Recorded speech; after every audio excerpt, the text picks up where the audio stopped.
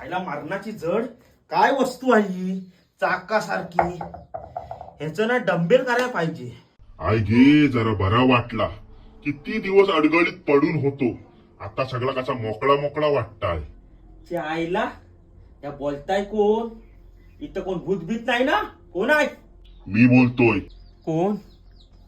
राम राम राम राम राम राम राम राम. अरे आता तू just dumbbell म्हणत होतस ना, ती चाकासारखी वस्तू बोलतोय. तू तू कोणस? तू काय म्हणत तू? माझं नाव जाता. पण तुझा उपयोग काय? माझ्यावर लोक एकेकाळी पीठ दळायची.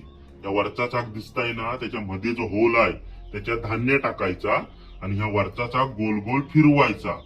झाला पीठ तयार. यापेक्षा मी चक्कीवरनं पीठ दळून आणीन. तुझा हायता चाक गोल गोल फिरवून फिरवून माझा घामटा निघत. का जाऊ देत. तू जात्यावरच्या ओव्या माहितीयेत काय? माझ ओव माहितीये, पोटात दुखल्यावर खातच बघतो दुकानावरचं. या जात्यावरच्या ओव्या काय तर पहिल्यांदाच ऐकतोय. अरे ओवी म्हणजे पूर्वीचे लोक माझ्यावर पीठ दळताना गाणी बोलत, त्या जात्यावरच्या ओव्या म्हणत. त्यासाठी तू संत जनाबाईंचा पुस्तक वाचायला लागत. आणि जर आत्ताच्या काळातली माणसं ओव्या टिकवून ठेवतात ना, तर तूच काही ना काही ओव्यांच्या स्पर्धा ऐकाय भेटल्या असते. ए बाबा, तू लय बडबड करतस हा.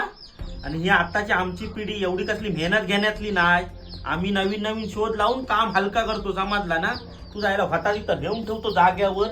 लय तुझा तोंडाचा चालता दिसता हो.